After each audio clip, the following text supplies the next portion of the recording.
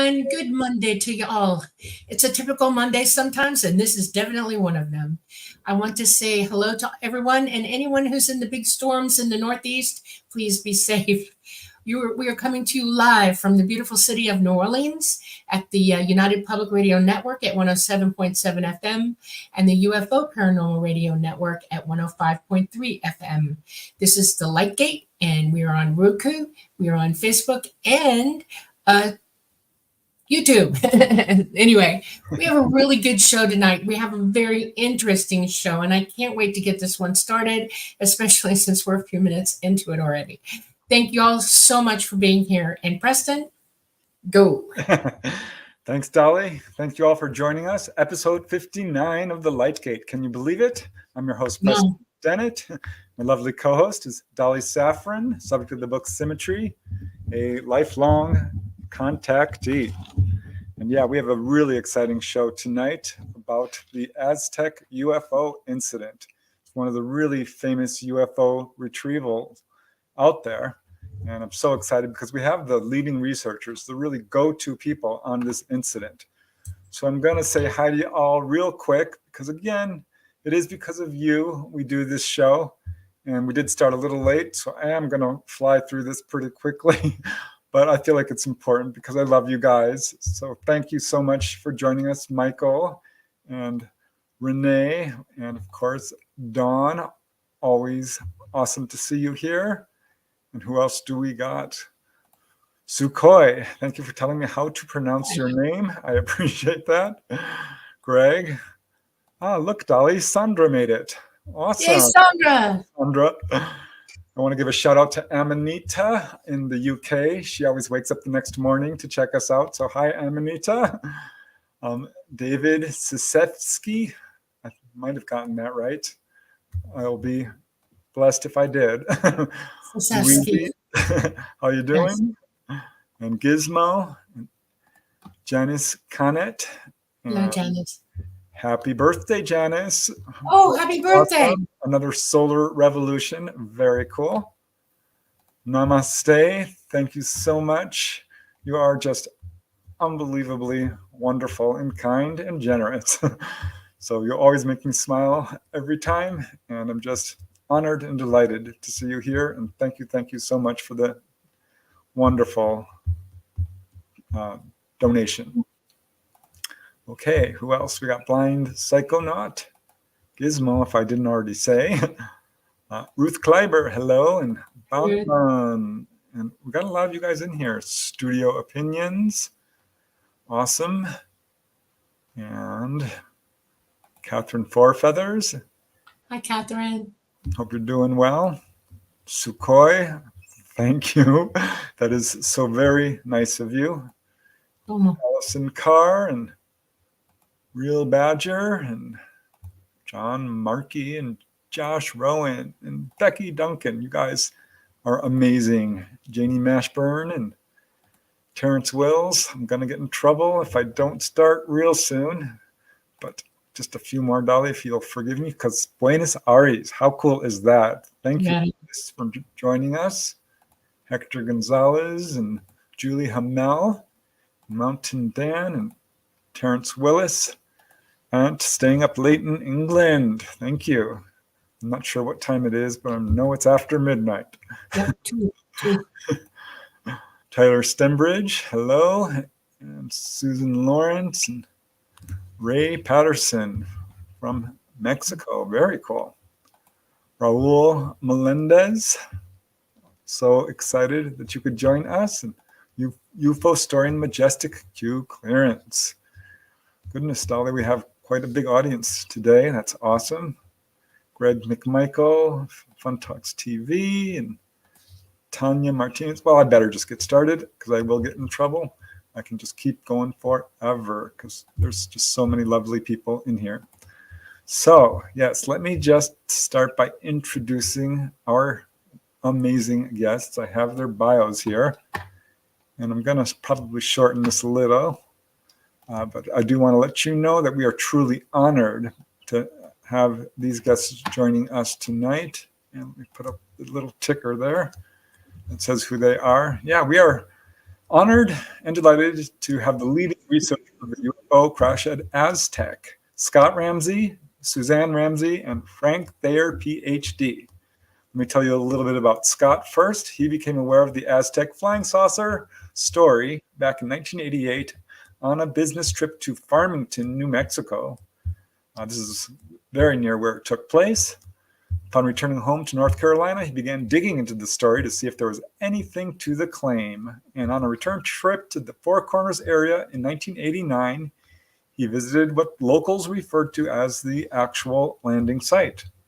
And he found that the deeper he dug into the story, the more there seemed to be truth to the claim. Now, Suzanne Ramsey, Scott's wife, actually, was introduced to the Aztec Flying Saucer Story as a child in South Dakota. Amazing. It was her mother who, while reading Frank Scully's book, Behind the Flying Saucers, shared the story with the family around the dinner table. That was not only the first mention of the Aztec story, it was really the first mention of crashed saucers in general, I believe. At any rate, years later, Suzanne was reintroduced to the topic when Scott Ramsey, researching this story, was a guest on her news talk radio show, and again when she was assisting as a translator with a Japanese film crew filming Scott's research. So it was shortly after this that Scott and Suzanne married. How sweet is that? They now reside in North Carolina. Suzanne's an entrepreneur, a writer, an artist, a researcher, and interviewer, and has enjoyed her background in communications and public relations while working on this incredible story with her husband, Scott. And she is actually the president of the Carolina Country Provisions, Uncle Scott's all-natural root beer and farms. I love that, with organic practices on the Ramsey Farm and Produce. Now, they've been on more than, get this, 175 radio blog shows. So they're true professionals. Their work has been shown on the History Channel, Telemundo in Mexico, CBS, all over the world, Australia, Japan's 60 Minutes, as well as German and Finnish television programs.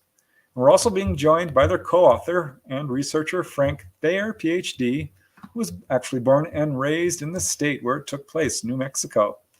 He is a writer, editor, photographer, and educator, both in New Mexico and Canada, where he worked for 11 years.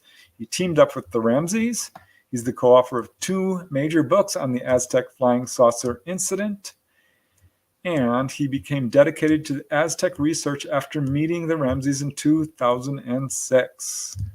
Frank earned all of his degrees at the New Mexico State University and is now a Professor Emeritus at the university, where he also served as the journalism department head from 2002 to 2008. Very impressive. And in addition to the Aztec books, a new one which is coming out this fall, he has authored 6 other books since 2011, both nonfiction and fiction. And of course, you can learn more in the show notes where there is a link, but let's just bring on our guests because it's because of them we're doing this show. All right. Hi, guys. Hi, Frank. Hi, Suzanne. Okay. Hi, Scott. How you guys doing? Well, we're like we said earlier, we're fighting technical issues, but we got them worked out. Apologize to your audience that we're a little late tonight. It's our fault. No worries.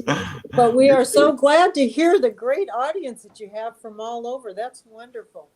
Really. Yeah, it's just growing and growing. I mean, we're reaching, I think, what is it? 500,000, 1 million in our FM? Yeah, worldwide. They hear us all over the world tonight at the same time. That's so it's pretty cool. Yeah. Well, Telling tales out of school, Scott often said that with most podcasts, only the family and the family dog listens to the podcast. You have blown it out of the water. Well, we're just so delighted to have you guys on the show. I've been following the Aztec story for a long time, and I was just waiting for someone to really pick up the investigation, and you guys are it. And it's just such an honor and delight to have you guys on the show. Thank you. Because I've been following your research, and it's tremendous. I mean, the stuff you guys have found out is amazing, because it's just been snippets here and there in the UFO community lots of rumors and speculation, but no, you guys are laying it out in black and white. This happened. I think you've pretty much proved it. So I'm really excited to hear all about your research. Thank you for your kind words. We appreciate it. It's been a long journey. All right. So how I usually like to start the show is ask each of you how you got involved in this field. And have you ever had a sighting? I'm always interested in that. Scott, you want to go first? Probably witnessed the Kecksburg incident in Pittsburgh, Pennsylvania. Oh, wow. I was living in Pittsburgh as a young boy, and my parents had a PTA meeting to go to, probably as a result of something I did. And my godmother came over to take me to dinner and kind of keep an eye on me. I was quite young. And we were standing at the corner of Virginia Avenue and Bingham Street up on Mount Washington, which overlooks the city. And we saw this bright object in the sky. It went straight up, and then it did a 90-degree turn. Holy smokes. And it turns out it actually, if you look on a map that I have many times, it was heading toward the area of Kecksburg. My godmother was very upset as she thought it was a night missile launch. It was during the Cold War. And I'm kind of thinking it was really neat, and she's kind of thinking we need to get home. My parents got back, and we told them about it, and my dad kind of laughed it off. And then later, when the 11 o'clock news came on, he came up to my room to get me and said, "They're talking about what you guys saw tonight." So I don't know. Kecksburg has been so well researched by Stan Gordon. Right. Super guy. Whatever happened in Kecksburg, I'm pretty sure we saw that night. Wow. That is incredibly coincidental considering where you are now and what you're doing. Synchronistic even. Yes. Frank, you want to go? Okay. I grew up in New Mexico, and, I had heard about Aztec, but I also heard that it was a hoax. Mm-hmm. And I went on to teach in Canada. I'm a writer. I don't have 24 books like Preston does, but I'm writing all the time. I'm sitting right here in the office where we make the sausage, literally. I think when I came back to New Mexico, about 1977, and the Roswell Incident book, the Berlitz book, hit just like that. I said, I knew it, and went on from there. Aztec was still under the radar until I discovered William Steinman's book, UFO Crash at Aztec. And I thought, there's something to this. Steinman risked his career, and he went on his own to Aztec and went to the place. And so I did my own website, and I put the book and my speculation there. And that's when the Ramseys got in touch with me. And I was instantly in. As the cliche goes, I'm all in. And we started working on the book that came out in 2011. And then we had the 2015 book, and now we're working on the 2024 book. And I'm working, believe me, Scott and Suzanne, I am writing. And I'm fascinated. I've read this stuff 100 times, and I'm still fascinated. It really happened. Yep. Wow.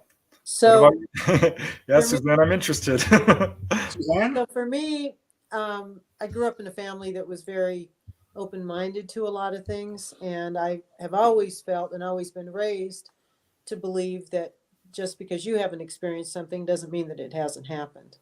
And my mother was always fascinated by the topic. And as I think you mentioned that she was familiar with Frank Scully's book, it was a used book. And because it's older than I am, hard to believe, but and around the dinner table, she discussed it. But, I guess in our family, we just never questioned it. And I can't say that I have ever had a sighting. I've seen things that I've questioned, but I don't know for sure that they were. But then moving into different forms of journalism, I came in contact with a lot of people, predominantly in South Dakota as well as in New Mexico, that had had many sightings and many experiences. There were county commissioners, there were House of Representatives. I mean, people that had some credibility to them. Not that anybody that doesn't have one doesn't, and just would hear their stories, and it just always fascinated me. And now, since we have come in contact with so many people and listening to their stories, it's just amazing. Now, I will say this: Scott and I, probably 8 years ago, we were doing some research in New Mexico, and we had a pretty good chance of seeing a sighting. It was some orbs and some things near Cuba, New Mexico. But I can't unequivocally say that I've actually ever seen. But boy, I tell you what, I support people, and I have really been honored to be shared with some of their stories and their experiences, and I've been grateful for that. Wow. Well, I'm amazed that you guys are researching this incident, because it was very widely panned as a hoax for a long time, wrongly, I think. I want to just read a quote from Timothy Good, a really famous researcher. Yeah. And he said, according to a number of sources, the most important case involving the recovery of an alien craft took place outside of the little town of Aztec, New Mexico in 1948. Ta-da! A great deal of technical and other intelligence resulted from this recovery, intelligence which gave the Americans a giant leap forward in technology and weaponry unparalleled in human history. So yeah, it was the Scully book, of course, that first mentioned UFO crashes, and this one in particular, which you heard about, Suzanne, when you were a little kid. That's amazing. So yeah, tell us how this all, tell us the Aztec story. Where did it happen? I want to make a quick comment. Timothy Good is an incredible researcher that puts his money where his mouth is. As he has been researching and writing about Aztec, he also got on a plane, and we met him out in Aztec. Oh, wow. He spoke at the Aztec UFO Symposium back when they had it. And it was kind of funny. He was speaking at Aztec and then going on to Arkansas. And in about an hour and a half, he sold out every book he had brought for the Aztec Symposium. And I had to go back to the hotel and get other boxes of books. And by the end of the day, he had sold every book he brought, meaning for 2 conferences, and he'd sold them both at Aztec. He's a very, very interesting man, multi-talented, that's for sure. But there's a lot of skeptical UFO researchers that still to this day haven't bought onto the Aztec research, but yet they've never been to the crash site. They've never walked down Main Street. They've never interviewed people. So I like Timothy. He certainly puts his money where his mouth is. He does. Yeah, well, that's what I love about you guys. Your boots on the ground. Timothy is one of a handful of researchers I really respect. I do. So, Would it be okay if I started with the story? Yes, please. Okay. It was 1948, New Mexico, Aztec, New Mexico. If you're not familiar with New Mexico, it's in the northwest corner, in the Four Corners area, or the Grand Circle, they refer it to as to it. It's near the border of Arizona, New Mexico, Utah, and Colorado. So it's right up in that corner. And it actually started down in the Los Alamos area and the Cuba, New Mexico area. That's where we first tracked the reports. And there were volumes of reports over and over and over at both locations. And it got to the point that the little town of Cuba, New Mexico, which is pretty central New Mexico, they were getting so frustrated, the citizens there, that they contacted the mayor and said, we are seeing structured craft. We don't know what's going on. Help us. And so they placed an order for Dr. Lincoln LaPaz to come in and do some research on it. Dr. LaPaz, of course, is very famous, came in, walked around with his entourage out in the desert for a little bit, and came back to the city council and to the citizens and said, oh, we found some meteorites. And that's what you've been seeing. And the citizens got very upset because these were structured crafts. This was not a little dot they were seeing structured crafts. So they were getting more and more upset, making more and more police reports. So we are just before the incident happens, that night before, there are two police officers, one sheriff, one police officer. And as they would do their rounds, now keep in mind, this is rural New Mexico. So, and it's still pretty rural. It's a lot of open space, beautiful, beautiful. But they would meet to visit, they were buddies, they would meet to visit at a local cafe in Cuba and have pie and coffee before they go off on their rounds. And the one officer said, I'm so tired of these reports that we're having to make reports. It's insulting what's happened with La Paz. It didn't help us at all. He said, if I have an opportunity to see one of these crafts again, I'm going to follow it. Well, as luck would have it, he left there. And that evening, as he started on his route, he saw a craft that was wobbling. It was flying along. I'm trying to get on camera and see, wobbling like this. And so he began to follow it. He followed it up towards northwest New Mexico. Now there are lots of cliffs and bluffs and all types of rock formations. It's almost lunar in places when you see it. It's really, really amazing.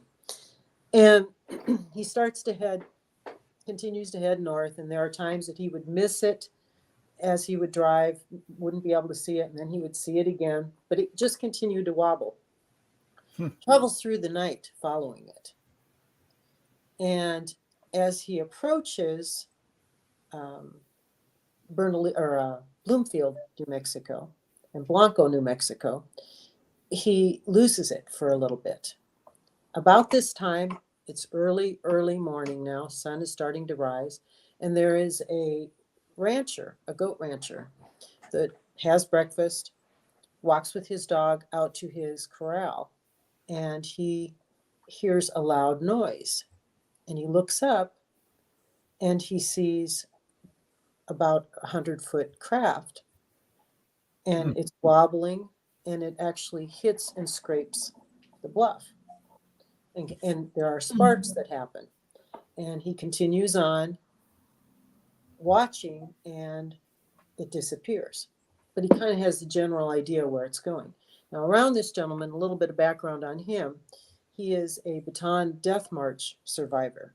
So this man's seen and done some things in his life. If you're not familiar with that, it was a very, very rugged experience that he had. And he was home and, trying to get back into normal life. But he had been through some things and was a very credible, honest, sincere man. So he, at this time, decides he's going to walk a mile down to the trading post and use the phone, because they didn't have phones. Use the phone and call the Air Force Base, Kirtland Air Force Base. Meanwhile, the craft continues on to where it eventually ends up and rests. And we have multiple people that get there at about the same time. We have several oil field workers that get a call that says there's a fire out near Hart Canyon. You need to get out there. Well, they start to head out, change their route for the day, start to head out there. And as they get there, they see a bunch of other oil field workers. And they go, what's going on? And they said, well, there is no fire out here. Let's show you what we have found. And they walk up on the mesa on the bluff. And if you hear a moaning, that's our puppy that's upset to be part of it. So it's not that we have. That's all right. We love our pets. If I dart off, you'll just know that's where I've gone. Anyway, so they take him up on top of the bluff, and here they see this 100-foot craft, all intact. At the same time, the police officer arrives there, and they're standing around and seeing other witnesses, a rancher, city or a county commissioner, another sheriff, a variety of people standing around looking at this enormous craft. And a couple of the oil field workers start to climb around on it. Well, you can imagine the ranchers are shaking their fish and yelling and saying, "Get off that dang thing, you're going to get yourself hurt." And they honestly thought at first that it might be might be something of ours, of the United States, that had crashed. They had no idea really what it was. They get to on top of it, and they find one tiny little hole about the size of a quarter. And one of the oil field workers runs down to his truck and grabs a pole and starts poking and prodding around in there. I can be honest, that's not something I would probably think to do. I don't know. But they poked and prodded, and actually a door opened and came down so they could get inside. They saw inside two bodies slumped over, and about that time the military started to show up. And there's so much more to the story, but I'm just trying to kind of catch you up to where we're at, so you have a sense of what this is like. So I can go on, but I don't know where we're at. Well, let me just pop up this picture, which is really cool. Would you say that this is a fairly accurate representation of what it may have looked like? Yeah, Yes. that's we flew over the crash site about 2010. The former mayor of Aztec took us up in his private plane. Actually, I stayed on the ground, and Bill Metzger, you'll hear his name come up more. He did the photography work, and then Barton James Christner out of Pittsburgh, Pennsylvania, did the super imposing of the craft. That's all to scale, what the craft would look like, exactly where it was found. Wow, very cool. So you said there was two bodies, because there's differing reports as to how many were actually in there. There are actually there were two that they saw initially, and that was in the main cabin in the center part. And then when the military, there is a minister that's traveling down the road, and he sees a lot of activity there, wonders if he can help. He pulls off, and when he approaches them and says, "Is there any way that I can help?" And they said, "Can you come and do last rites?" And he says, "I'm not a priest. I'm a Baptist minister." And they said, "Well, can you come and say prayer? We have somebody you need to help." They go up on the bluff, and here he sees 16 bodies. That's where the difference is. Now, by this time, they had emptied out the craft, and so there were 16 bodies. And so he proceeds to go and say prayers on each one of them, and then gets in his car and drives back up to Mancos, Colorado. He calls his friends that are parishioners and says, "Is there any way you can come over? I really need to talk to somebody." And when they get there, he begins to tell the story of what he saw, and he's crying and very upset. And one of them says, "Why are you so upset?" And he said, "Seeing 16 bodies, and they were childlike, dead, was very upsetting to me." And they said something to the effect of, "Did this make you doubt your faith?" And he said, "No, nothing like that. It just was, I guess, dramatic for him." And actually, one of the people that were in the room cleared their throat and said, like that. And he said, "See, you don't believe me," and he got very, very upset. It was an emotional thing for him to go through. But again, it continues on. But that's where the 16 bodies come in. Is when the military got there, they actually cleaned them out from the different departments. They were all burned, and their bodies were burned. They had on a light blue suit uniform. They were between 3 and 4 feet tall, perfect teeth, and they Childlike in appearance, not your typical Hollywood Not UFO gray. alien. right. So you would probably not classify these as your typical gray type ET Right. then. But it sounds like they were microwaved, right? Right. Mhm. Yep. Oh, well, that's kind of interesting. Considering the radar at the time, why not? That's Scott right. can tell you more about that. Yeah. Well, They probably lost containment. And if their reactor went, they would look like they were microwaved. It would burn them badly like Right. that, crispy them up. Yeah. Well, keep in mind that there was the one small hole out of the whole thing was perfectly intact except for that one small hole, and none of the equipment or anything else was damaged. But we did find something interesting too, that from where the rancher saw them, they went absolutely due north. And so this is a question, we don't know, but was it on like autopilot or something by that time? No, the ships are indwelled by a being. And What's when that? you lose containment, the ships are indwelled by a being, a non-corporeal being that runs the ship. And the hole at the top, you say it's at the very top? No, That's No. Was it- no, it was in a window. okay. It would have sought, when you lose containment, the graviton wave emitters could have electrified a shot, like a static shot out of it, and that would have burned them up instantly. The whole nuclear part of it would have gone bad. Their nuclear containment is only about this big, okay, and it produces an unbelievable amount of power, and it would have just gone, and an electrical shot would have gone right at it, and that explains the whole, and the fact that they were all burned so badly. It also explains why they were wobbling, because the ship was trying on batteries to stay afloat, okay? And it couldn't, and the being had to unindwell, and it got them down, and then it left. It left it so that it could not be taken. That's why it opened up for y'all, for the people who were there. Otherwise, if the being was still on board with the craft, it would never have opened up for anybody. So that explains it. This is very real to me. This is a real deal. From what I know and understand in my training with them, that's exactly what happened. They lost containment. It blew a hole. Dolly's a contactee. She's flown the craft. She's had hundreds and upon hundreds of experiences. Yeah. So she's pretty knowledgeable about how these craft work and what can bring them down. Yeah. So yeah, this is an interesting incident as well, because as far as I know, no other incident involves that many bodies and that much of an intact craft. Right. No. Right. And not that many witnesses at the same time. And What was the military doing around everybody? I mean, were they trying to corral people up and tell them? I mean, how did they react to the people already being there? the people were already gone by the time the minister got there, because they had, given them their spiel about, threatened them, in other words, Okay.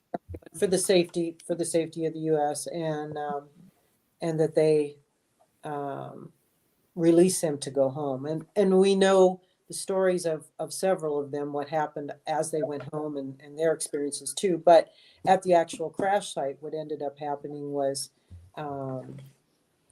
the military started to clean up, and they ended up having scientists come in and a nurse to watch over the people and help them when they would go in and out of the craft, and their health with that. And the scientists. Well, you just I got about 8,000 questions. Oh my God.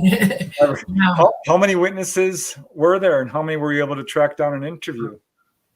No, we interviewed quite a few. To quote Stanton Friedman, you're always in a race with the undertaker. Yeah. This happened in 48. I didn't come onto it till, really 89. Bill Steinman was very kind to give us some witnesses that contacted Bill after his book came out. And I followed up, and they were all very impressive. Doug Nolan was the first guy I talked to. He was retired, living in Las Vegas. And sadly, he had a series of strokes. So when we talked, it was very, very long interview, because he was talking very slow and trying to put his words together.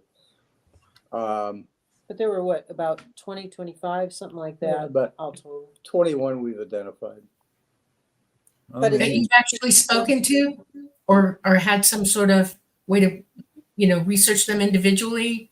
Did you get to talk to any of them? Is what I want to know. Yeah. Oh yeah, we talked to a few. Several of them.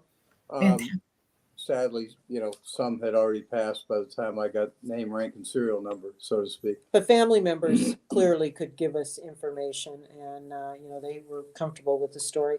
I might add, when you showed that picture of the craft, one of the things that we saw in that picture was that you asked what the military were doing. Part of it was cleaning up around and trying to make things look as if nothing happened. And you can see that there are lines of trees. And of course, trees don't grow organically. Trees don't grow in lines.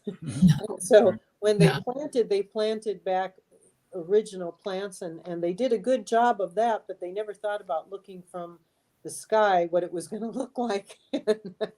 So you I can't just see it. For those who can't see, the picture shows a silver disc with a little dome on top, perfectly like chrome-like, just actually really beautiful. Yeah. If you were to see a whole picture of the mesa, you would see more what Suzanne's talking about, where they're very symmetric tree lines. And we've never found another mesa like that out on Hart Canyon Road that was perfectly planted symmetrically. I lived out there for a long time. I never saw that anywhere. How about you, Frank? Did you ever see that? Unless somebody planted Doesn't them. happen in nature. No, it wouldn't. Well, that's certainly interesting. So what was the most impressive testimony that, really clinched it for? I know it's really the totality of all the people and the little bits and pieces of puzzles, but was there any testimony that really struck you as like, wow, this guy? Frank's going to say something. Go ahead, Frank. I have always said that what sold me was the fact that two witnesses who didn't know each other and were interviewed by Scott Ramsey told the exact same story. If this were in a courtroom, it would be a slam dunk. Yeah. There's no collusion. They were both on the mesa but didn't know each other, and the stories they told 60 years later or 50 some odd years later didn't vary one bit. And at that point I said, I know it happened. It had to happen. Including a few details of the craft that at the time neither Frank or Suzanne and I had let out to the public, which they, having walked up to the craft and looked at it, retained this fond memory of things. And it was 3 big golden bands around the edge of the craft. And it was just strange that two people, again, like Frank saying, didn't know each other. The guys who were standing on the western edge of the mesa were traveling to San Diego, so they didn't know any of the locals. But interviewing a local and the two out on the western edge, that was a deal sealer for me. Excuse my voice tonight. We've got allergies like I've never had before. And I did want to point out, it's kind of funny. We're talking to you from our New Mexico museum, which is our dining room, and Frank's talking to you from this World War II museum. Oh, very cool. Yeah. Oh, You all can right, see. yeah. Can you see the arms and the Yes. mannequin? Yeah. because we have Wow. people asking in chat about some of the stuff on your wall there. Oh, I'm sure. If you can see more behind us, it's all New Mexico. That's another occult situation that we've never explained, but that's something else. Well, But there's so many more. Go ahead, Frank. oh no, your turn. There's so much more to the story. They end up taking the craft apart in pieces because it's put together in tongue and groove. They can't penetrate anything. There's no nails inside the craft. The technology, all those things. Scientists came from all over the world. We were able to identify most of those scientists, and they took the pieces and ended up working on them for years and years to see, their specialty, what they could learn and back engineer. And then it continues on to where we get to Frank Scully, and the story takes another whole step there, but that's actually at the site. You kind of have a good picture of what the actual incident occurred. Excuse me. All right. Yeah. So Frank Scully's book, which I loved, by the way, I found it very interesting.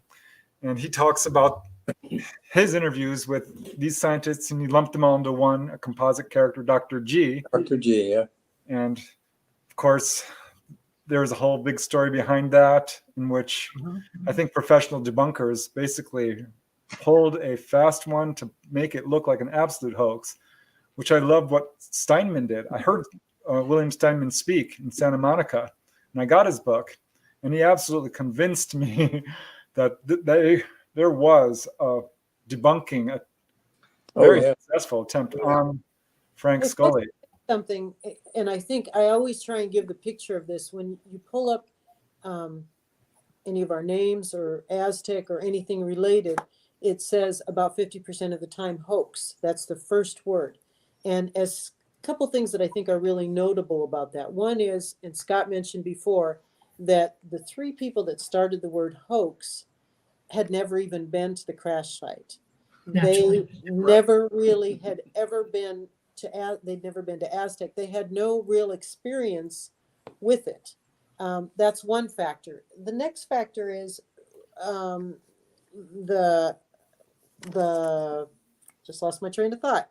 I'm sorry. It was really good though. The other thing was where was I going? I have no idea. Dang it. I have a question. Maybe you'll come back to it. Where did they find the bodies on board? The other 16 bodies. Where were they configured on the craft? The lower deck, the two bodies from up on the upper dome. Right. The other ones were in different compartments on the second. There was a dome, middle an deck. underdome as well as an upper dome. Right. There would be, Actually, yeah. a dome you can't see underneath. And there was a lot of other stuff that they found inside as well. Isn't that right? Yeah. Yes. Yeah, they had what we would call today flat screen TVs, control panels, which would look at like a keypad that we use on our computers. They found a chemical product or maybe organic product that they think was their food supply. When it mixed with water, it would expand quite a bit, and it was edible. So there are a lot of good things came out of it, not to mention the technology. I might mention, and I did recall, and I apologize for that, having that brain miss. One of the things that's really interesting about people that try to debunk it is it's almost like, and you were mentioning about Steinman, it's almost like if you went to a movie and you watched 3/4 of the movie and the last 15 minutes you missed, you would have assumptions about how it would end, but it may end and have a twist completely different. And that's really anybody that, if you thoroughly research Aztec all the way through, I think it's unequivocal. But if you only go to a certain portion, and we'll probably talk about that, about the story where they call, well, this is a hoax and this is where they debunk it. If you stop there, yes, it looks like it's a hoax. Don't you agree? Yeah. Frank? Yeah, you got to keep in mind at the time frame when Frank Scully's book came out, it was not only about Aztec and the first UFO recovery, it was also the first published book on flying saucers. Donald Kehoe had the second book come out right behind it. There was a competition between the two, I can tell you, from going through old letters and whatnot. There was a strong competition. But Who divulged what was on the inside? Was it military people or was it citizens? I think a little bit of both. I think that meeting Bill Steinman was one of the all-time highlights in my life. Went out to see Bill twice, maybe 3 times. I guess we saw him in Phoenix. He had a treasure trove of other things he had collected over the years that never made it into his book. We have some of them. Unfortunately, we don't have all of them. He died 3 years ago this past January. Oh. And dropped dead of a massive heart attack. I lost a good friend that night.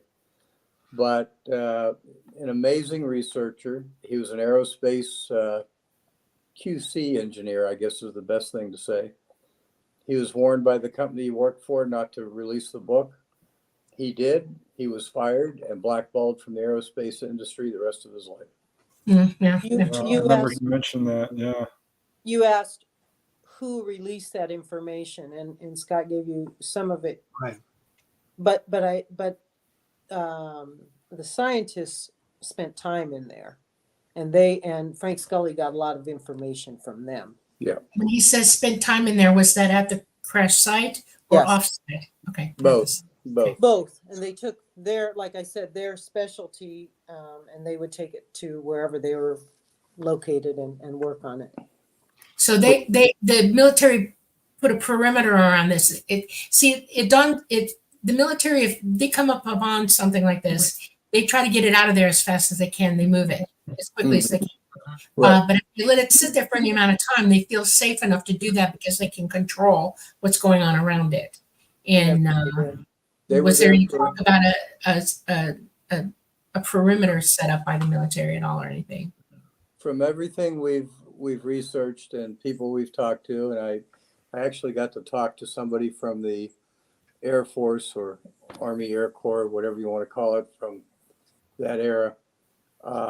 He was based at Walker Airfield, and his job was to maintain the personnel records of everybody in Aztec. Okay. And he said it was there about 2 weeks before they moved it. From there, I think Extensive time frame for them. That's amazing. And the fact that he knew who everybody was is even more interesting to me.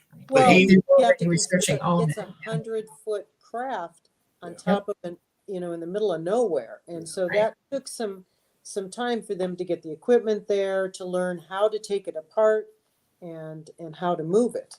So have either one of you read our books? No, I'm sorry. When I don't read, I'm not up on anything. When I came out with Preston, I finally started looking around and thinking about sampling what's going on here. Before that, I knew nothing. I was with ET most of the time, and I didn't pay attention to anybody. And y'all are new to me, real new. Okay. That's why I'm asking the questions I am. I'm going to read your books now because I'm totally interested in this. I was sure I had it. I couldn't find it, and I was going to buy it online, but it's a collector's item. Yeah, it is. Both books are. well, the difference on the third book is, and we've got the first and second books.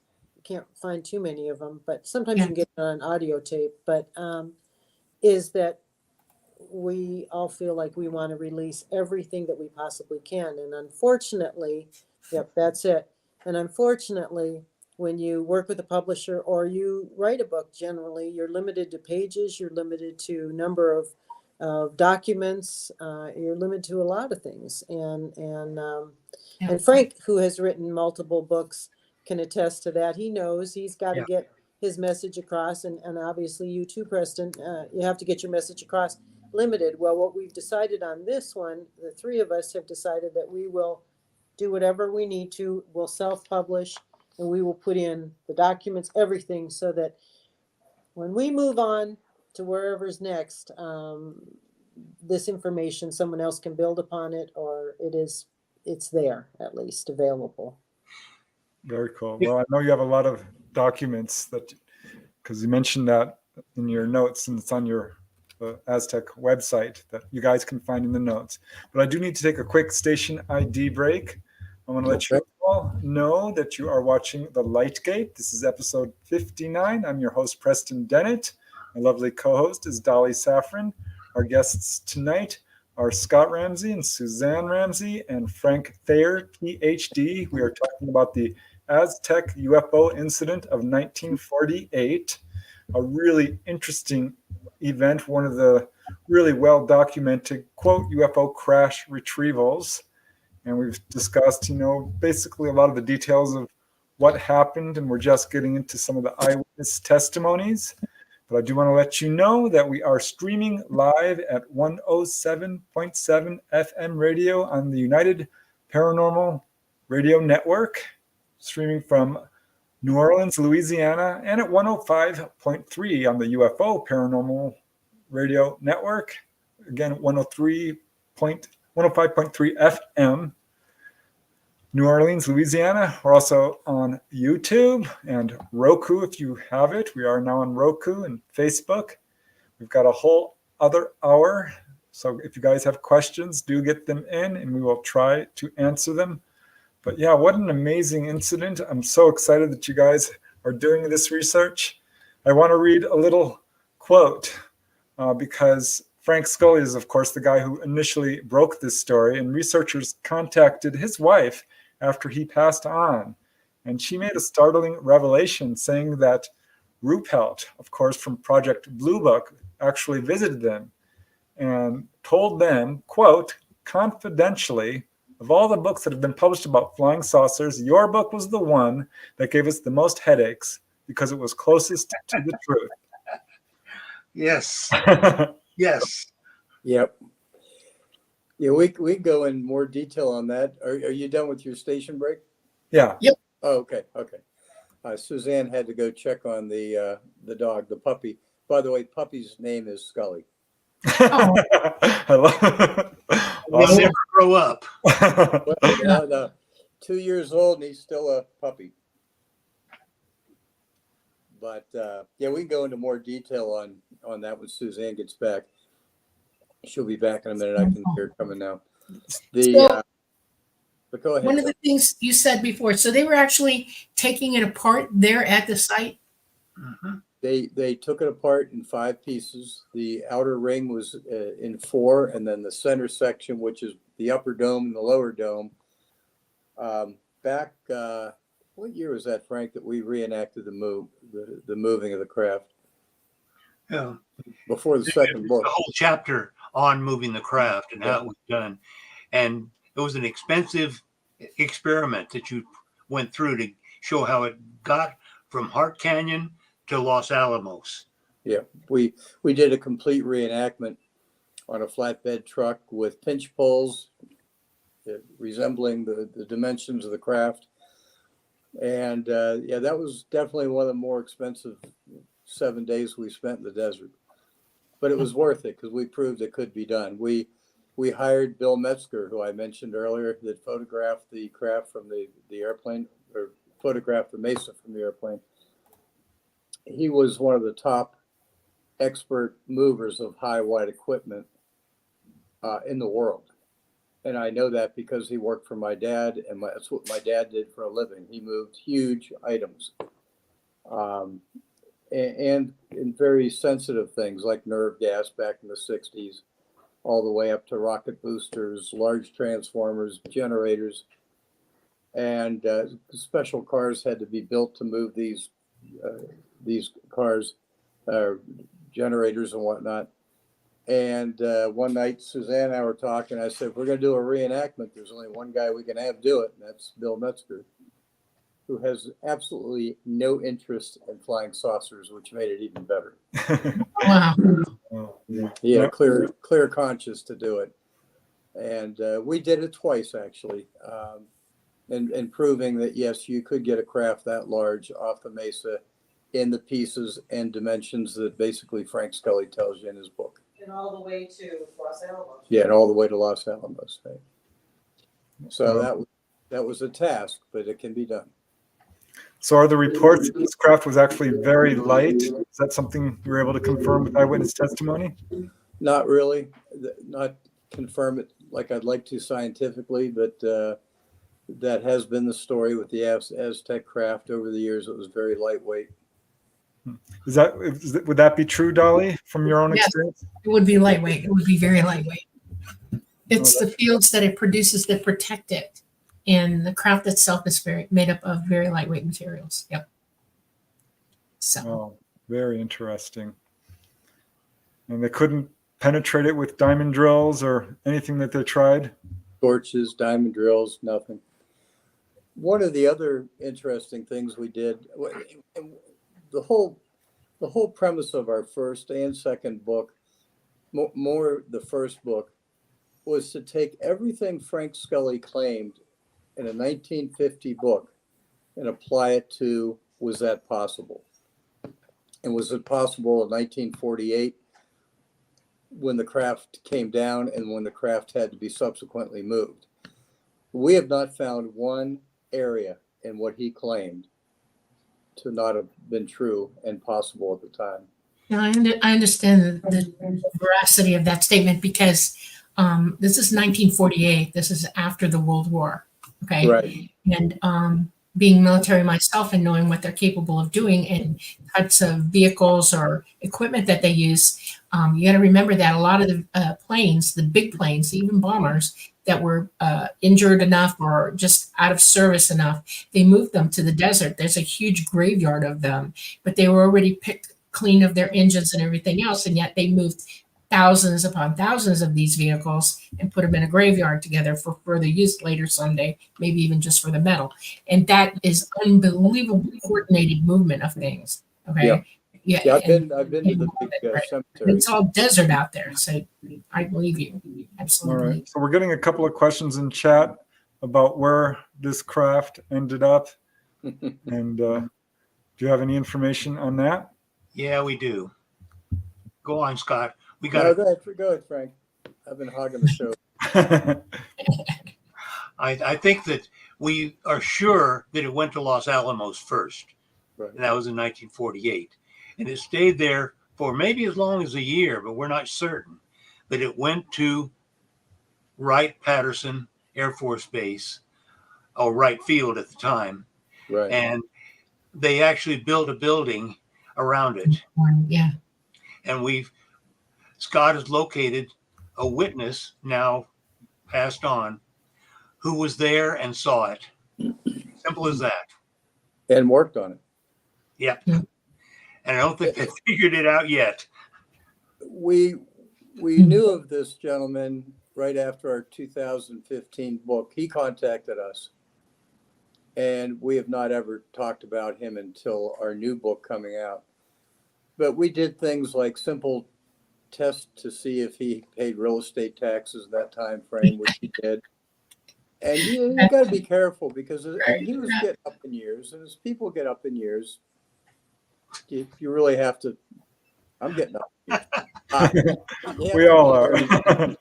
With what they say and what you repeat. Right. One of the things I'm interested in is that military, if they're trying to hide something in plain sight, they will inject into a true story non-plausible things to misdirect people. Oh, disinformation. Right. Yes, very much. And they're experts at it. And so far what you're telling me, I'm not hearing any real misinformation. I mean, everything has a path in my mind to truth, you know? Right. One of the things that you spoke was they couldn't get in it with diamond drills or anything. This is absolutely true. It is designed so that it can't be cracked open. The fact that it was open let me know that the being in it let it open to get out. Okay. It ejected and went its own way. Have you ever talked to Michael Sherratt? Oh, Yes, yeah, oh, much, yeah. very, very He much. did some nice illustrations of the inside for us. Yeah. One of the things that he said when I spoke with him before is that he admitted to me that they finally figured out how to get in them. And I'm going to openly say it here on this show because I want to see your reaction to it. The way that they broke into the crafts, not just this one, but others, was to freeze them with, liquid nitrogen. And they would break them easily at that point. They could get in them. The first one that they did, they dropped it in a vat of liquid nitrogen to get in it. They were desperate, and it destroyed the entire craft. That is one of the ways that they finally figured it. And then they learned how to, do it in sections and get into craft that way. And what they didn't realize they were doing is that they were trying to break into a craft. It meant the being was still in it and trying not to let them in. And when they finally figured out with the liquid nitrogen, they got rid of a being that way. So it's interesting. But getting back to the question, the person in the audience, we know up until 1957, it was at Wright Pat in building 828. And our person is a good source. There's no reason that we would think he was lying to us or making up the story. He knew too much that turned out to be true. Right. he worked on it for 4.5, maybe 5 years with a team. And he said at the end in 1957, they still had not figured out the craft. Right. Yeah. So it wasn't like No doubt.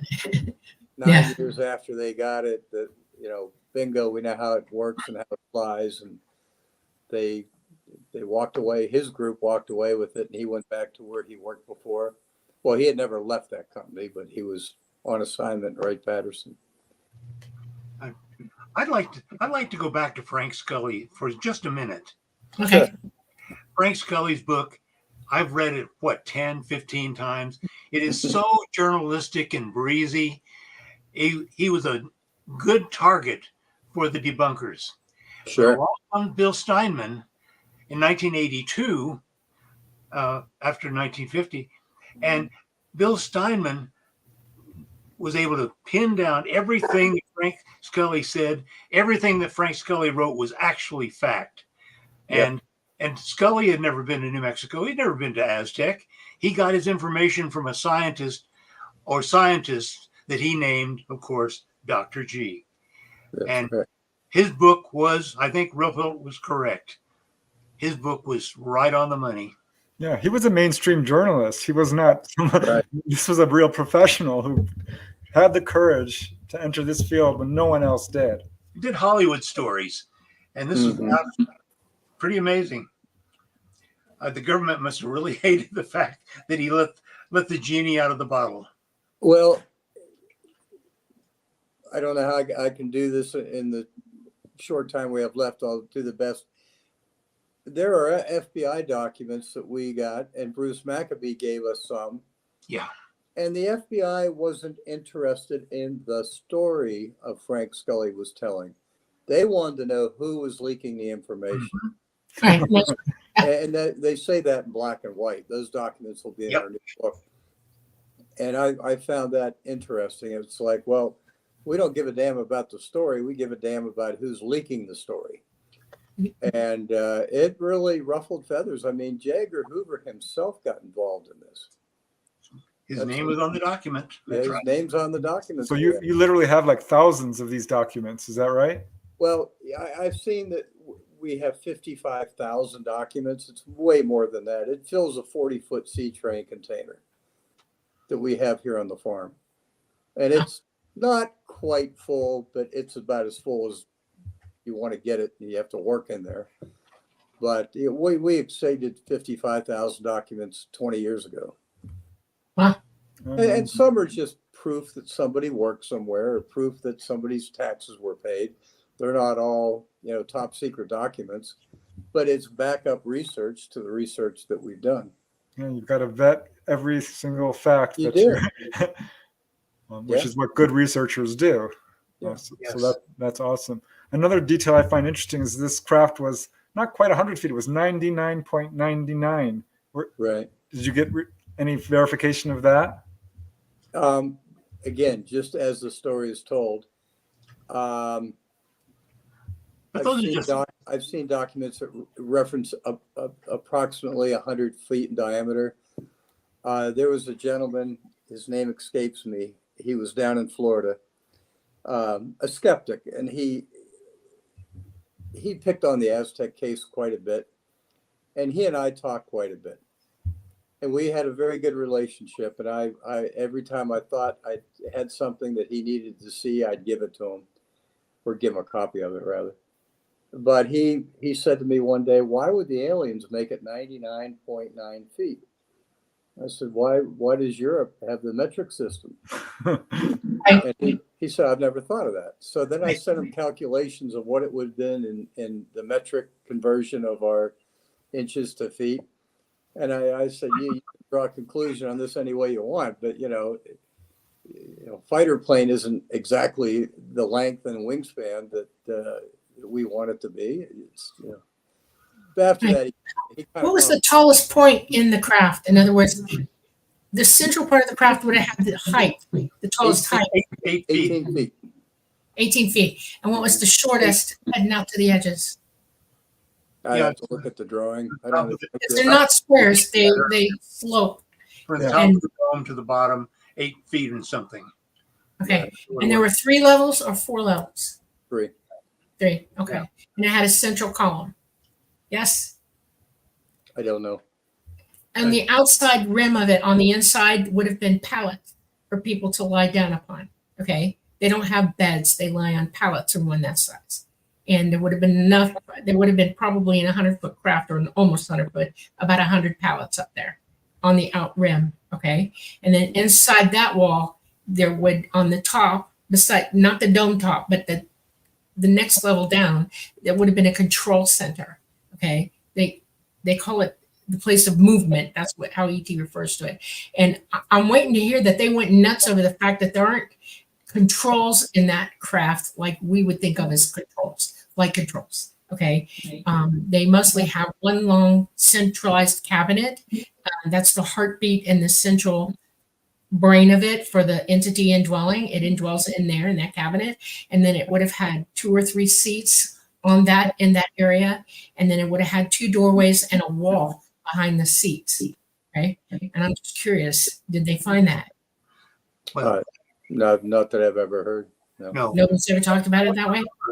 That people were describing it in 1948 from knowledge that we knew in 1948. So they said that there's this keyboard, looks sort of like a typewriter. We had no computers back then. Right. The typewriter was the closest thing to that keyboard that we knew about. So a lot of this stuff predates our technological age. Right. Yeah, it's such a shame that the Scully book was so viciously attacked. Yes. You know, Leonard Stringfield, who I'm sure you know of, the crash retrieval. Yeah.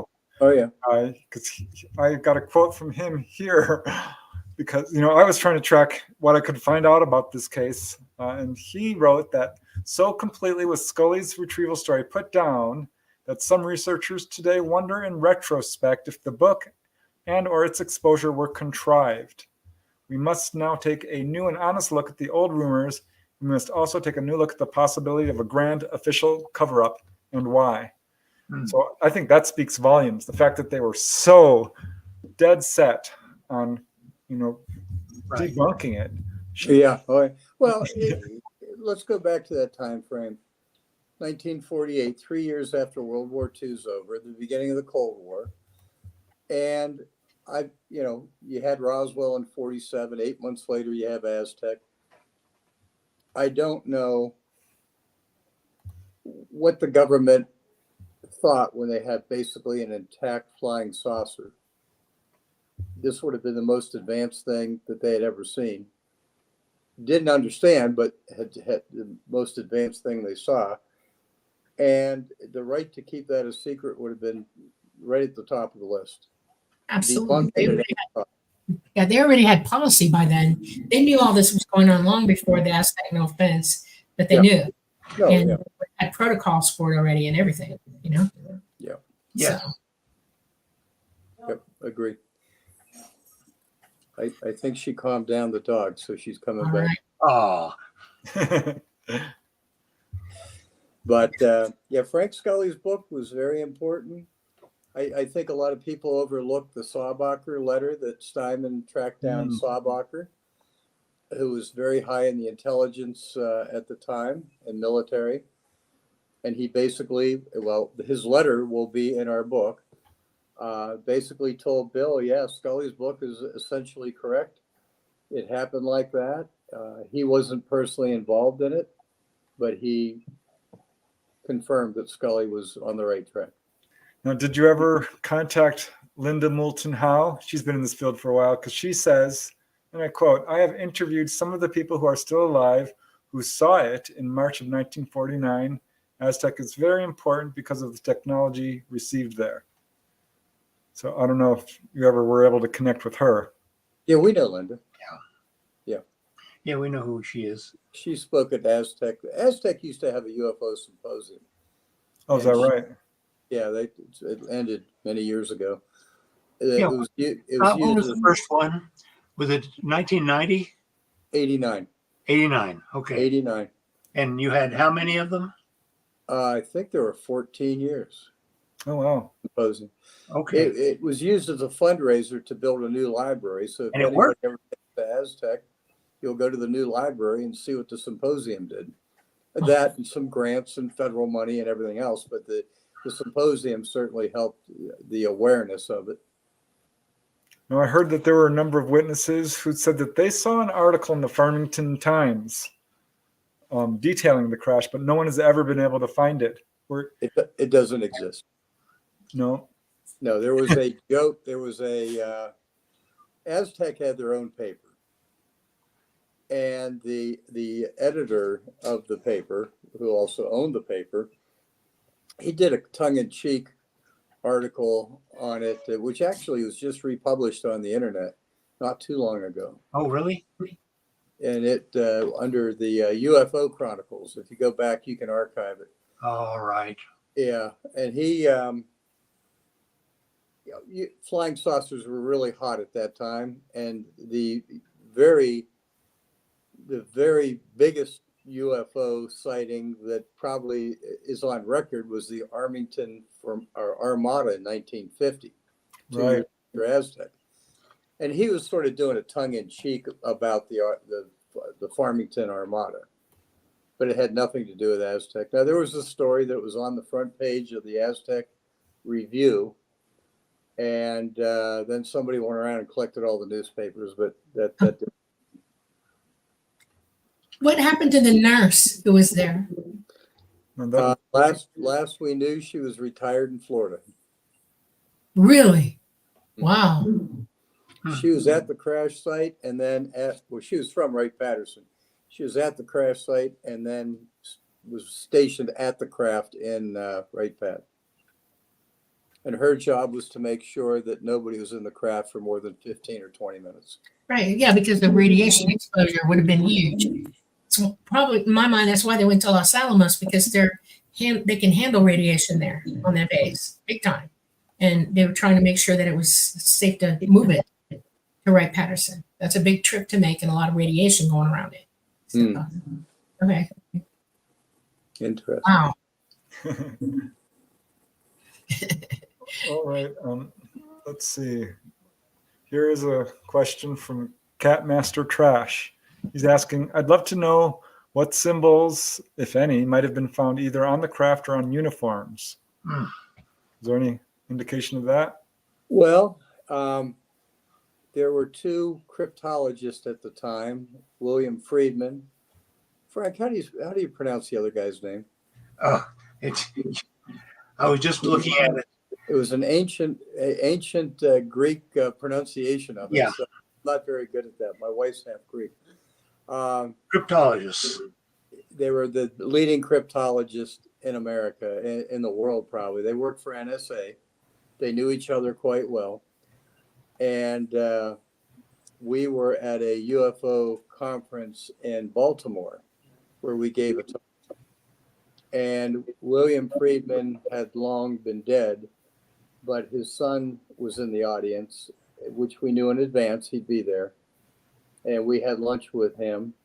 And he said, I don't know for a fact my dad was there or got involved, but if anybody would have been called in, it would have been my father or this other gentleman with a very long Greek name. Very nice gentleman. Learned quite a bit from him. But apparently there were some symbols in the craft. But we'd like to talk about what we can prove and what we can really dive into. But so many things were told about the craft we can't prove. The language was pictographic. Yeah. Now, we would not today be able to translate ancient Egyptian pictographs if it had not been for the Rosetta Stone. Right. So, That's a good point. how can we translate things from someplace not even connected with us? Right. Oh. So can you tell us a little bit about this plaque that is memorializing the actual crash site? For those of you who can't see it, it shows a plaque at the actual site. Which is, Directly in front of that plaque is the large bald spot that you can kind of see on the cover of the book, or the one visual you had. Frank, go ahead. Your turn. I was just going to say that my favorite photo is with me standing at the plaque, and Scott took it. Yep. We put that plaque up there to commemorate it. That was how many years ago? And it's still there. 2007. Wow. Well, we heard a rumor a couple of weeks ago. Well, it's more than a rumor. That the land is owned by the Bureau of Land Management, BLM. And anytime a film crew wants to go out and film a documentary, they have to get a permit, which is very inexpensive. And they have to have insurance the whole time we're filming. The Bureau of Land Management has a lot of activity on that crash site. Matter of fact, they have a mountain bike trail that goes through there too. They're talking about trying to get it listed as a national or historical landmark.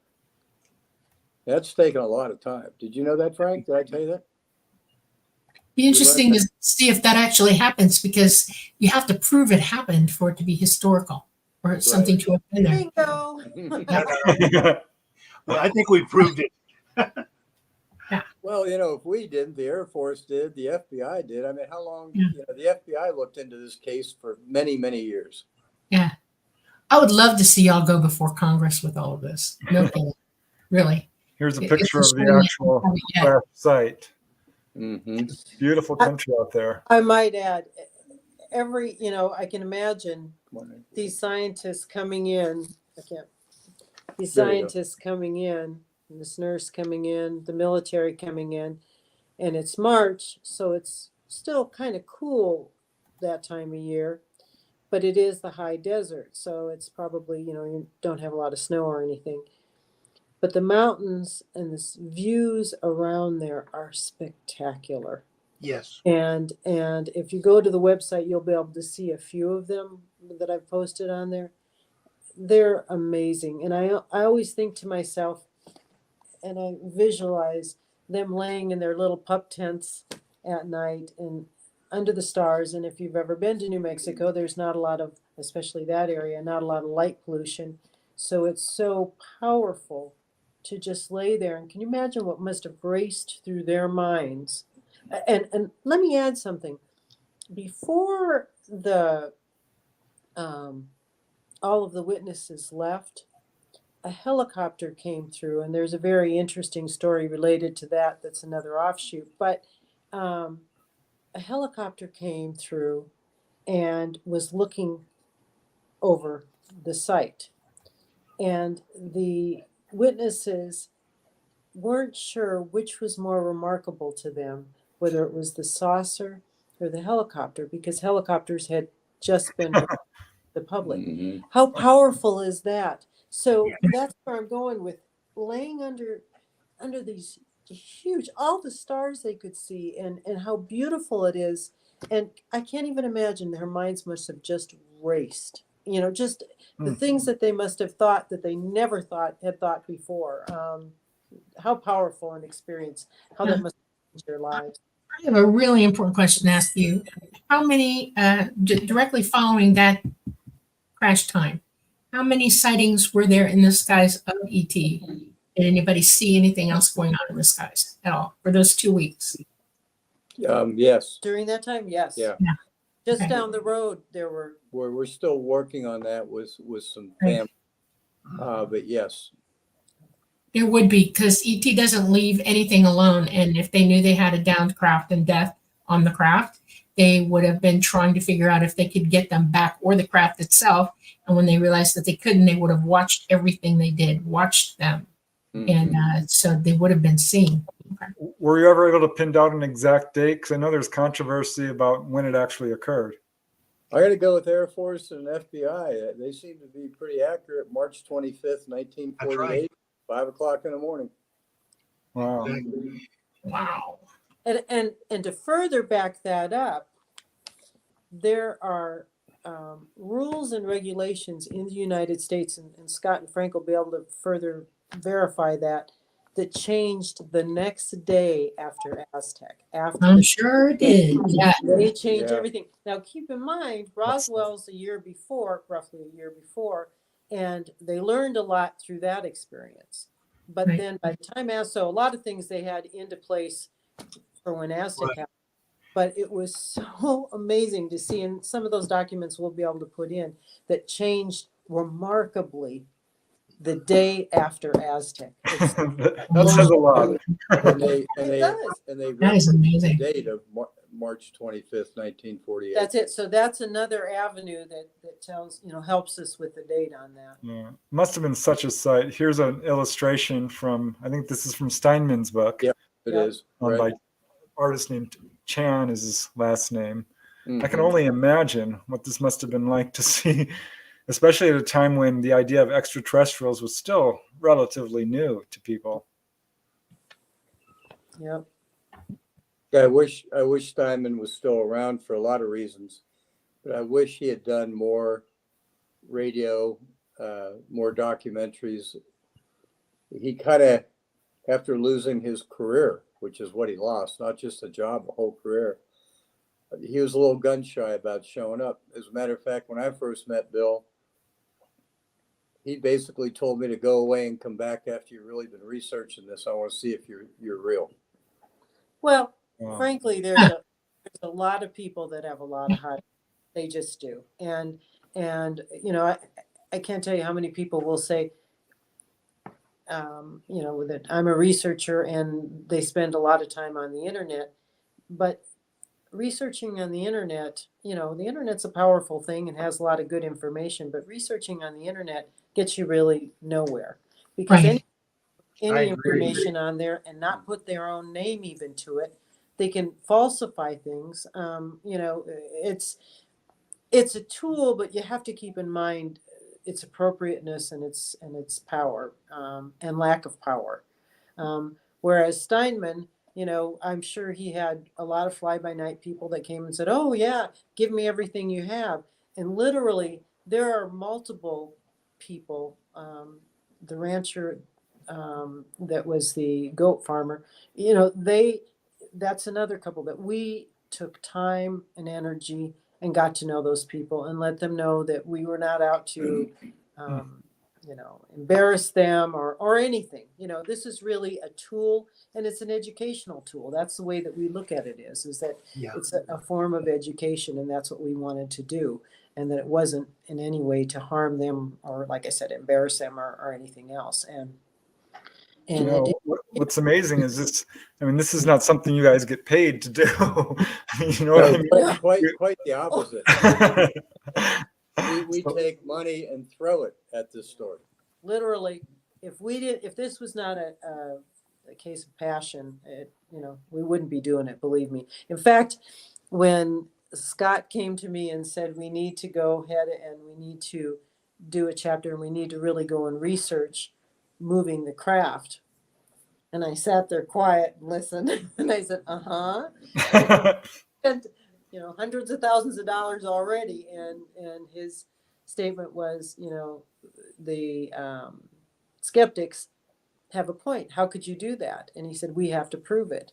And Mrs. Ramsey had a little issue with that. It was like, how much is that cost us to fly people out there and all of that? But we did it, and he was absolutely right. He was absolutely right. I mean, you have to realize our conversations for the first 18 years of marriage, including on our honeymoon, all but 2 days of our honeymoon, we have talked about this incident. And so our dinner discussion and things is not common. When he threw that at me, it was like, all right, I've gone along and I'm with this and I support this and this is so powerful and so important. But like I said, he was absolutely well, it is a subject you kind of fall into and live, breathe, and eat. It's part of who you are. You become part of the story actually in your researching.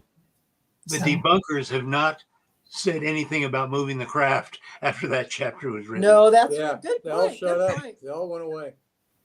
Which brings up a question from somebody in chat, Brian Morgan, who's asking if they couldn't penetrate it, how did they break it down into parts? Once they were able to get in, the best way I describe it, if people have a private airplane or farm equipment or a race car, there's a thing called a pin. And based on Frank Scully's description, the craft was held together with pib pins, or like a pib pin. I never looked up when the pib pin was patented. It'd be kind of funny if it was right after 48. But it's not a nail or a screw. No. No, it's an actual pin, for the lack of a better word, that until you push down on it, it won't release. It's what holds the wing of an Indy car on, or the nose cone of an Indy car. When they get a little damaged and they have to change it real quick at a pit stop, it's all done with pib pins. A friend of ours had an aerobatic airplane. But you know, when it's together, there's no seam, there's no, you can't see any different parts. Right. So they were very clever to find a way to dismantle it. Right. And Scully said once they got down in the craft, they could take it apart with the pins. Yeah. Going back to the internet real quick, we had a gentleman, actually a gentleman that did the cover of our first book. He went on Wikipedia, because we're always suspect of Wikipedia. And he spent a whole weekend changing Wikipedia from the hoax and interjecting fact. And it was changed in 24 hours. Back to hoax. I'm watching Sally's face or Dolly's face, and I'm watching her face the whole time go, Yeah, someone actually in chat mentioned that. Like, Wikipedia is getting a worse and worse reputation as time goes on. They're not really a trustworthy source anymore. Oh, it's supported by the government, that's for sure. Yeah. Very sure of that, yes. But I mean, 24 hours later, somebody had gone in there, taken all of Bart's work out, and put all the crap back in. So I think Aztec is still very sensitive. We've never had any real interference, but yeah, that was going to be one of my questions. No, we haven't. But it's amazing how many documents on Aztec are still not released. And if you look at the 50-year Act, they either have to be released or destroyed. But they haven't been destroyed. We're just denied. And photographs, every plane crash from the Air Force is documented by hundreds of photographs. They didn't photograph this thing? Come on. Sure they did from the helicopter. Are you kidding me? They had at least 7 people with cameras up there. Inside video. out. Yeah. I mean, it's still somewhere. It could be video in 1948. They had it. Here's a question from White Dragon, which I don't know if you can answer or provide any insight into it. But he's asking, if the craft malfunctioned with the power plant, do they have the fuel to make it work again? Is this in any way related to the Bob Lazar sports model? Don't have any idea. Interesting question, but His little sport model is way smaller than this craft. Right. Less than a quarter the size. Yeah. It was a good question, but I can't answer it. I don't know. Yeah, hard to say for sure. Well, here's one that maybe you can answer from Studio Opinions. He's asking, Scott, did they test for radiation at that site? We did. Yes. Back in 89, I guess. The company I worked for, which was a Fortune 500 company, kind of as a tongue-in-cheek gag gift, gave me a beautiful Geiger counter, and then also gave me a set of dosimeters so we could wear them when we walked around the crash site. Yeah. There was nothing but background radiation from the sun. There was nothing. Right. I don't know if the government did in 48. I would imagine they would. They had no idea what this thing was. The oil field workers, like Suzanne said, they thought it was one of ours. They thought it was a rescue mission, not a recovery. Very interesting. Okay, here's a question for you. Did the government, when they were cleaning it up and planting trees, were they taking soil out of there? Not that we're aware of. I'm sure they did. Yes, absolutely they did. I know they did. I would think they'd be out there with Geiger counters testing. Funny thing about the radiation that this craft would produce is not like any radiation you know on Earth. It has a serious, unique signature to it. And its half-life is almost nothing. So once it cools down, the radiation burns itself out really, really fast. There's not a lot of nuclear waste to this. and they would have removed the soil to be just sure. But you, even with your Geiger counter, would not have picked up that radioactive signature. No, we're there many years later. We're there 41 years later, Yeah. So, I mean, actual dirty radiation from, our bombs from the Cold War would still be there, but not. Right, it's because it's dirty. You use the right word. Absolutely. Dirty, dirty, dirty. Craft don't use that type of radiation. What they burn is highly efficient. It uses itself up 100%. There's no, waste to it at all. And it would have had to dissipate, and it would have dissipated very, very quickly. So. Did you talk I want to give a shout out to some of the people who are donating. Thank you, Greg. Thank you. Michael and Star Orchid. Thank you so much. And UFO Historian, Majestic Clearance, all of you guys, very, very kind of you. So thank you. How cool. Thanks, guys. There's some physical evidence at the crash site that I think are important things to know that are still today. There's a concrete slab, which I heard about. Bill Steinman had talked about it in his book, but unfortunately I didn't get his book till many years after being pretty deep into this. I interviewed a guy in New England that showed up in one of the documents the Air Force did release to me. Everything was redacted, but his name wasn't for some reason. Okay. Yeah, he was. So I won't bore you with the story how we found him, Okay. but he had actually, after he got out of the Air Force, moved back to his hometown. I referred to him earlier as the guy that would kept the personnel records down at Walker Field, which was the old Roswell 509th Army Airfield. He talked about, and I brought a bunch of declassified documents with him to show him that, look, things are starting to change a little bit. And he started with, if you're at the right crash site, we had to pour concrete footers to get what turned out to be the dragon wagon in there to remove parts of the craft, parts and pieces. Yeah. So Randy Barnes, to his credit, went out there with a piece of rebar and started probing the soil, which is very silty soil, and found one of the potentially two concrete slabs. Wow. So Randy uncovered them. We had engineering company in Farmington come out and take core samples of it.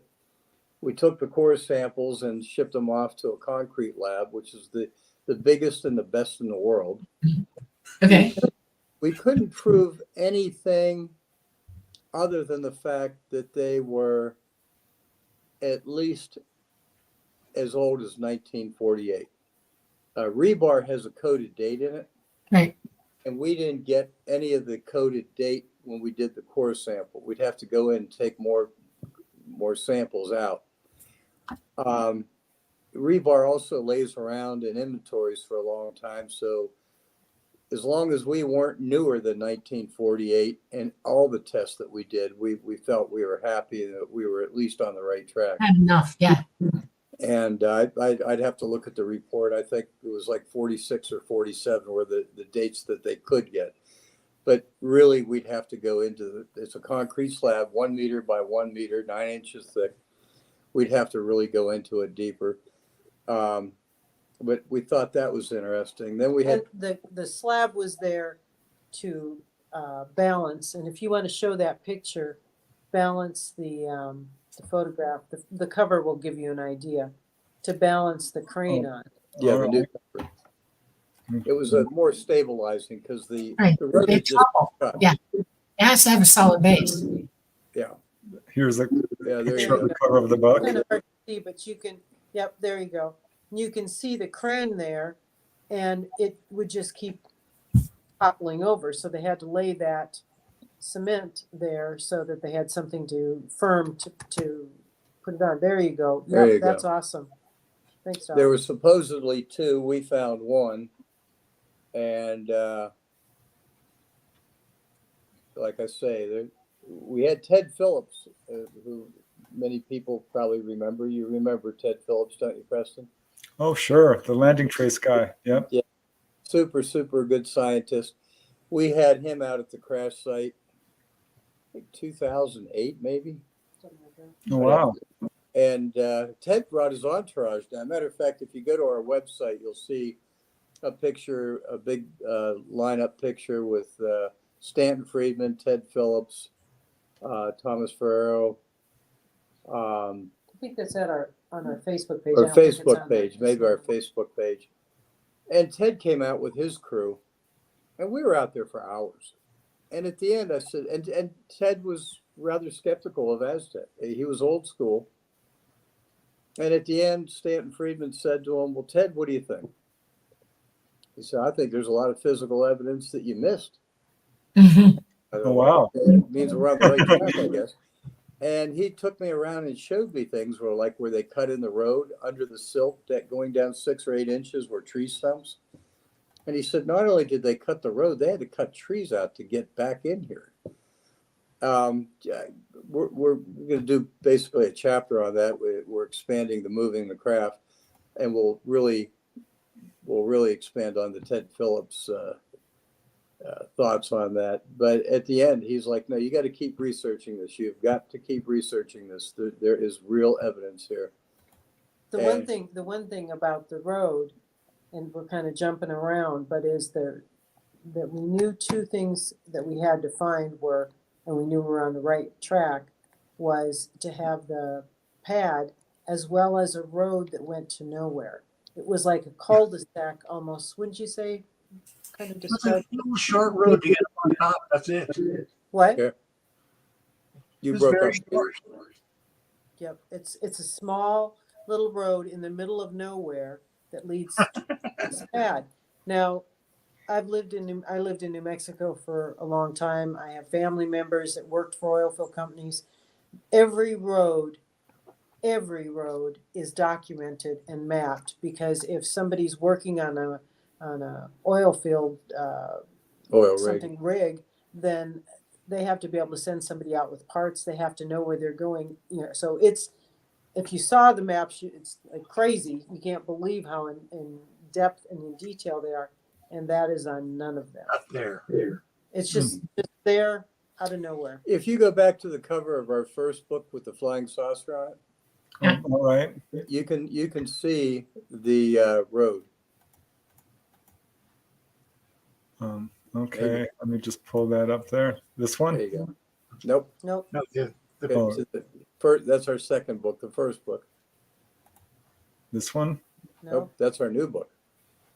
I'm not sure I have the other one. Yeah, you did. Show Keep going. just the one with the craft on top of the mesa. there you go. There you go. There you- There it is.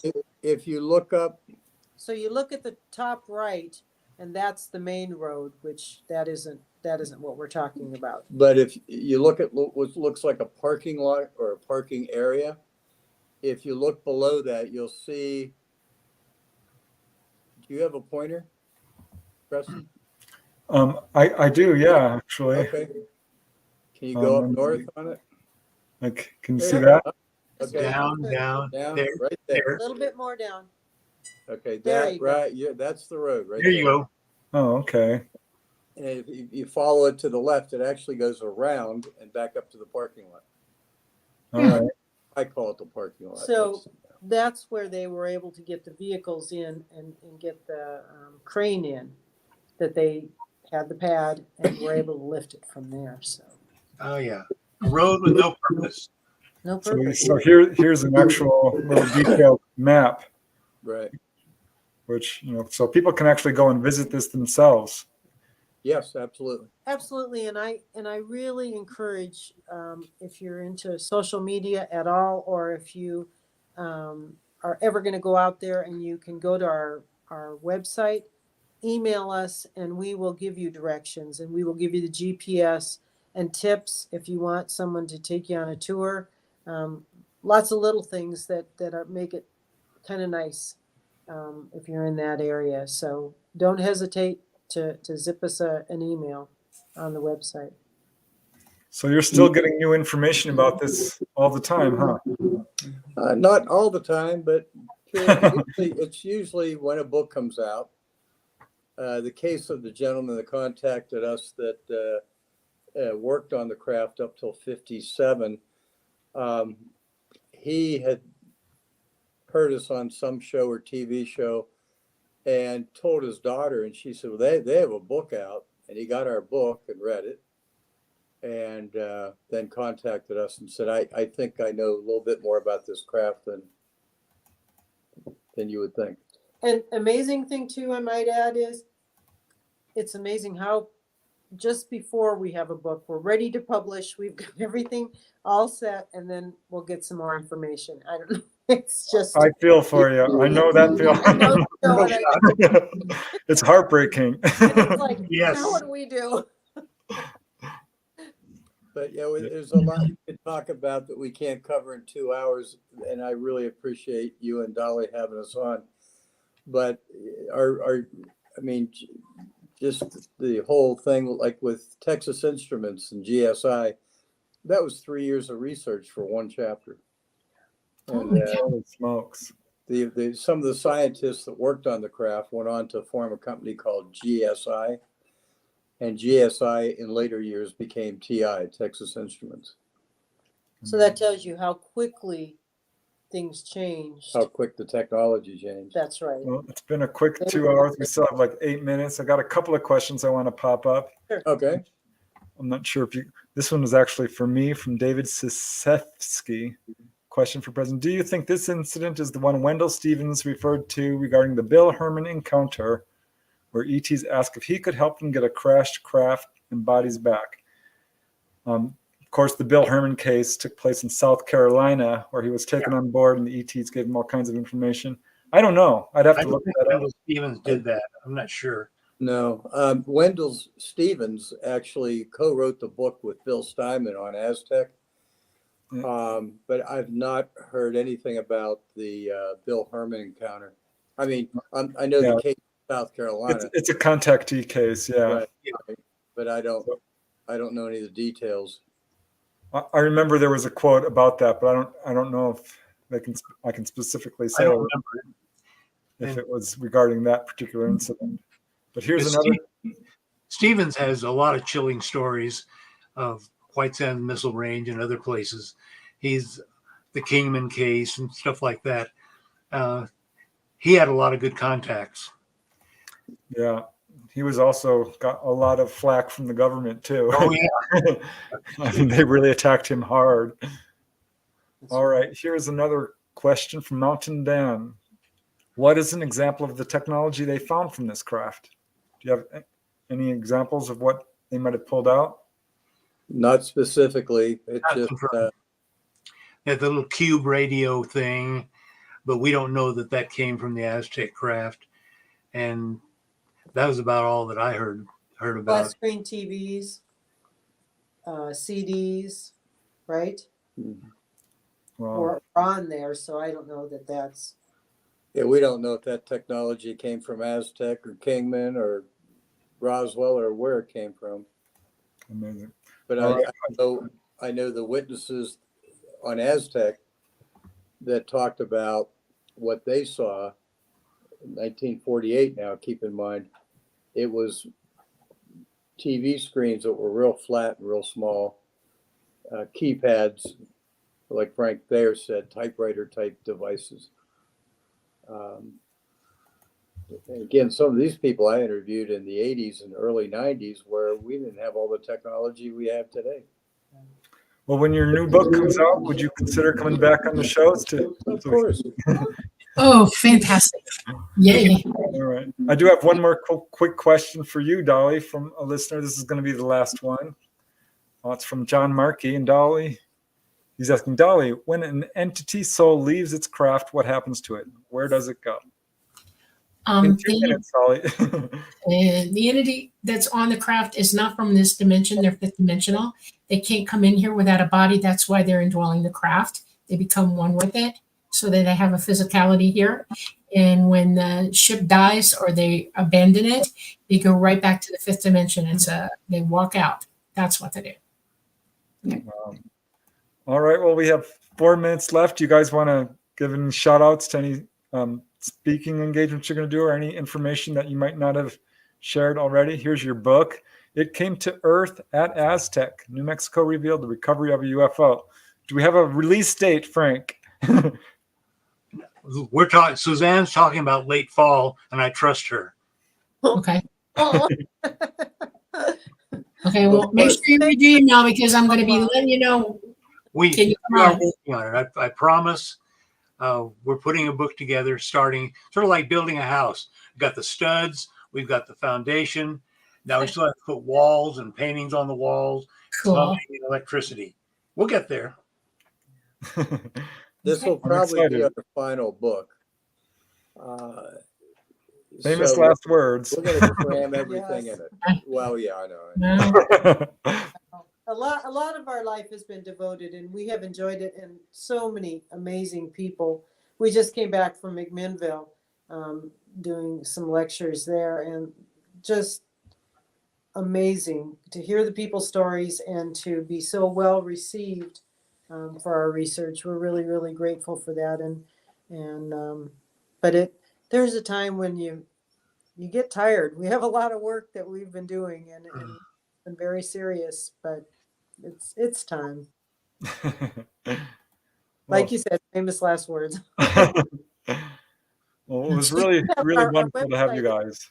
Yes, absolutely. And I will be sending you an email when your book comes out.